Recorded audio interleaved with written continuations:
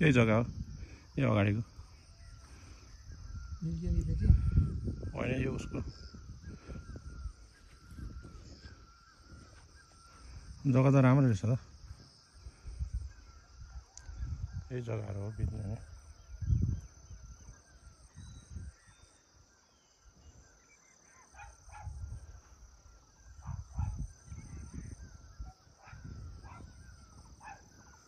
रोडदेखि माथि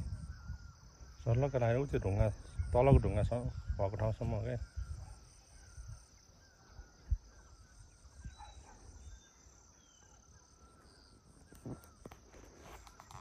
घामसम्म पारिलो है जग्गा त राम्रो छ नि हिमाल पनि देखिन्छ हौ यहाँबाट अहिले बादल लागेर हो वडा कार्यालयको नजिक राम्रो जग्गा छ